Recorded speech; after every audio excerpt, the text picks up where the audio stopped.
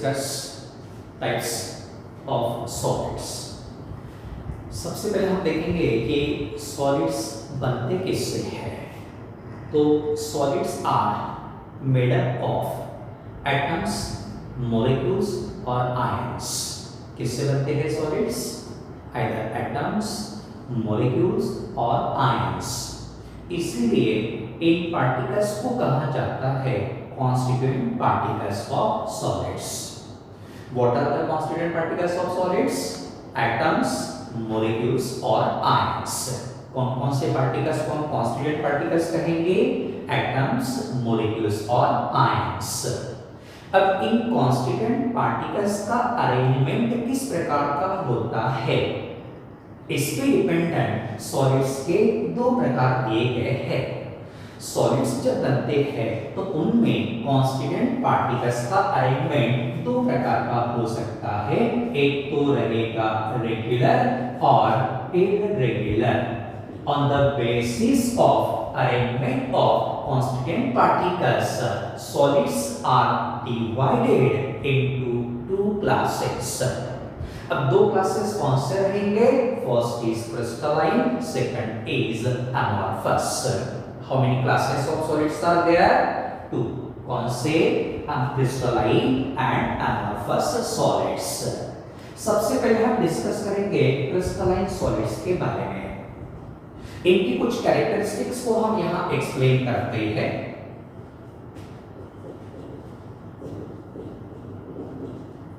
First characteristic कौन सा रहेगा?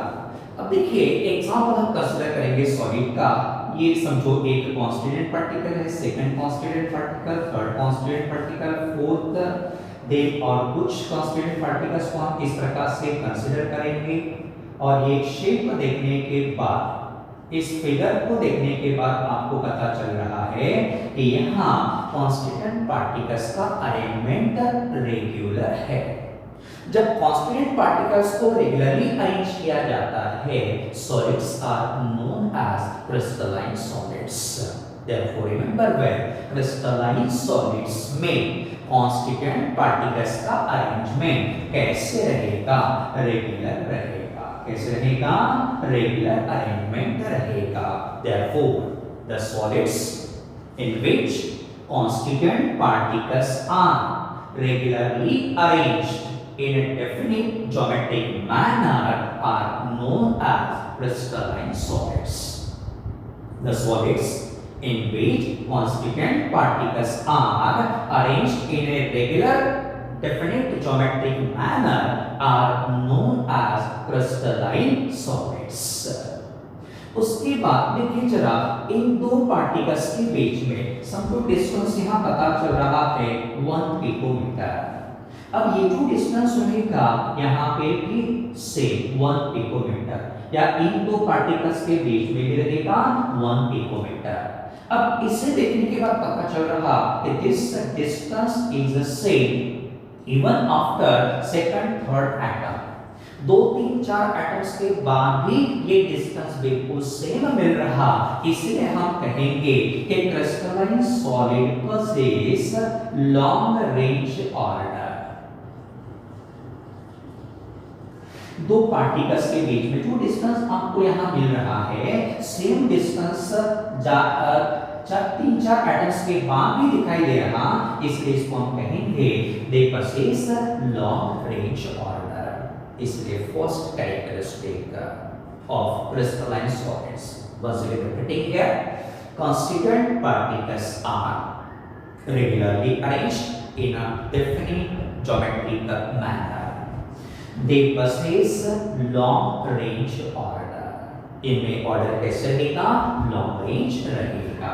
सेकंड कैरेक्टरिस्टिक, एक एग्जांपल लेते हैं। सपोज हमने 1 ग्राम NaCl लिया, इसको हमने मेल्ट किया। कौन से टेम्परेचर के लिए मेल्ट होगा? 801 डिग्री सेल्सियस। पूरा का पूरा NaCl 801 डिग्री सेल्सियस पे मेल्ट होगा। इससे 1 डिग्री कम या 1 डिग्री ज्यादा टेम्परेचर भी नहीं लगेगा। पूरा का पूरा NaCl एक फिक्स्ड टेम्परेचर पे मेल्ट हो रहा, इसलिए कहा जाता they possess sharp melting point. Second characteristic कौन सा रहेगा? They possess sharp melting point, मतलब पूरा का पूरा solid will melt only at a fixed temperature. Second characteristic. Third characteristic, एक स्ट्रक्चर हम कंसीडर करते हैं यहाँ पे। देखिए एक सॉलिड का स्ट्रक्चर रहेगा जिसमें दो प्रकार के एटम्स रहेंगे, दिस इज एटम ए और एटम 1, दिस इज एटम 2। इधर भी इस प्रकार से हम लिखेंगे,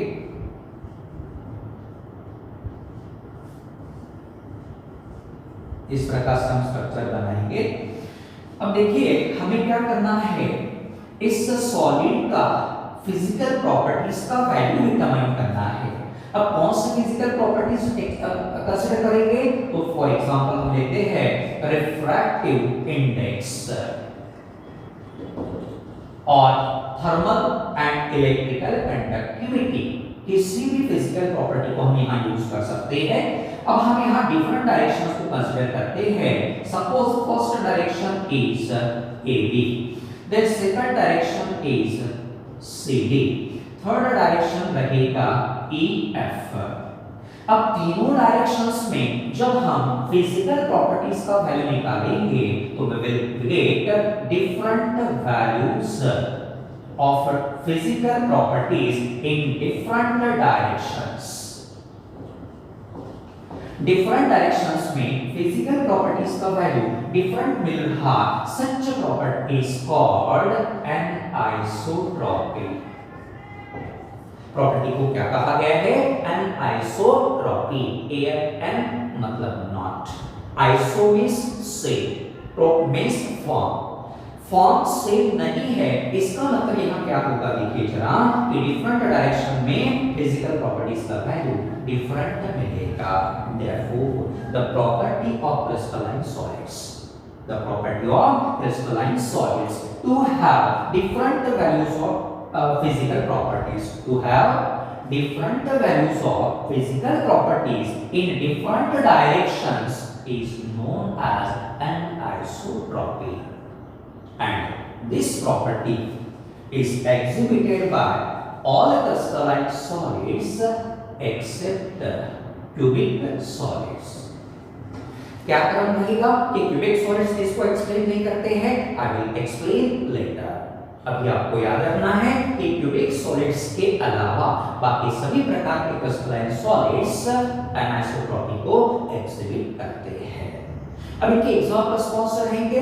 main examples are possible here, sodium chloride, potassium chloride, gold, silver, copper, sodium, ceramics, crystalline sugar, blue vitriol.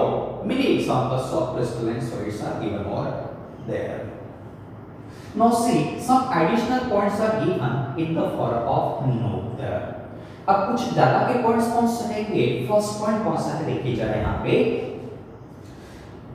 Single crystal का जो भी स्ट्रक्चर रहेगा, समझो ये हमने सिंगल क्रिस्टल लिया है, नाम आपको दिख रहा है। Suppose this part is cubic, तो ये जो पार्ट आपको क्यूबिक दिख रहा है पूरे सब्सटेंस में सेम पार्ट रहेगा। मतलब क्या है? इस सिंगल क्रिस्टल का जो भी स्ट्रक्चर रहेगा सेम स्ट्रक्चर किसका रहेगा? पूरे सब्सटेंस का रहेगा। तो इस प्रकार से आप याद रखोगे कि सिंगल क्रिस्टल जो रहता है उसका ही शेप रहेगा पूरे सब्सटेंस का।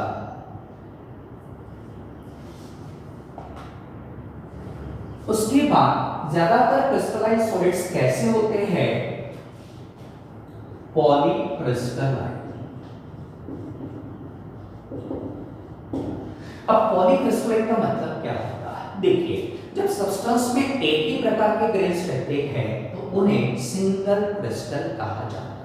एक ही प्रकार के ग्रेन्स रहेंगे, एक ही प्रकार के क्रिस्टल्स रहेंगे तो सिंगल क्रिस्टल या सिंगल मॉलिक्यूल कहा जाएगा। और जब सब्सटेंस में अनेक प्रकार के ग्रेन्स होते हैं, अनेक प्रकार के क्रिस्टल्स रहते हैं तो substance is said to be polycrystalline.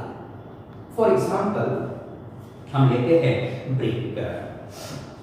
Single brick हमने ली तो इसको हम कहेंगे सिंगल क्रिस्टल। लेकिन जब हम इस ब्रिक की मदद से दीवार बनाएंगे, when we will construct the wall with the help of this type of bricks, then it is said to be polycrystalline। क्यों? क्योंकि ये दीवार बनाते समय ऐसे कई प्रकार के ब्रिक्स हम यूज करते हैं। तो सिंगल ब्रिक अगर हम यूज करते हैं तो that is said to be the single crystal. अगर हम दीवार बनाते हैं तो that is said to be the polycrystalline. तो इस प्रकार से आपको याद रखना है पॉलीक्रिस्टलाइन का मतलब क्या होता है। If single crystal is there, single grain is there, that is said to be the single crystal or single molecule. If many grains are present in a substance, then that substance is said to be polycrystalline. Then next is diamond। हमें पता है कि diamond जो है naturally मिलने वाला substance है। It is considered to be a single crystal, single molecule. Diamond is obtained naturally, it is considered to be single crystal or single molecule। क्यों ऐसा? क्योंकि इस डायमंड में अन्य प्रकार के मॉलिक्यूल्स नहीं होते हैं। सभी कार्बन एटम्स एक दूसरे के साथ कोवेलेंट बॉन्ड्स की मदद से जुड़े होते हैं and all these carbon atoms are uniform, therefore it is considered as a single crystal। So this was about the crystalline solids। Let us recall the important points here। First, the characteristic of crystalline solid। In crystalline solid, constituent particles are regularly arranged in a definite geometric manner। They possess long range order। मतलब ज्यादा distance तक भी इनमें parameters का value बिल्कुल same रहेगा। Second characteristic, they possess a sharp melting point। मतलब ये फिक्स्ड टेम्परेचर पे ही मेल्ट होंगे। थर्ड कैरेक्टरिस्टिक, डिफरेंट डायरेक्शंस में अगर हम फिजिकल प्रॉपर्टीज का वैल्यू डिटरमाइन करते हैं तो डिफरेंट वैल्यूज पाई जाती है। सच property is called an isotropy.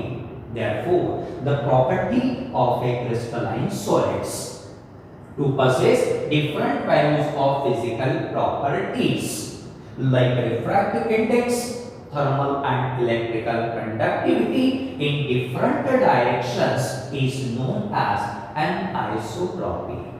अब डिफरेंट वैल्यूज मिलने का रीजन देखिए जहां क्या रहेगा। जब हम डायरेक्शन ए बी में जाएंगे जहां different types of particles are involved in the direction.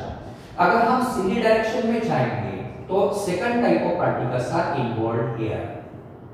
Along direction EF, next type of particles are involved here। तो सभी डायरेक्शंस में different types of particles are involved, hence physical properties का value भी कैसे मिलेगा? different मिलेगा। This property is exhibited by all crystalline solids except the cubic solids। कौन इसे एग्जिबिट नहीं करेगा? क्यूबिक सॉलिड्स एग्जिबिट नहीं करेंगे। एग्जांपल्स कौन से रहेंगे? Sodium, potassium, calcium, sodium chloride, potassium chloride, then ceramics, diamond, graphite, blue vitriol, then granular sugar। many examples are given over there। okay।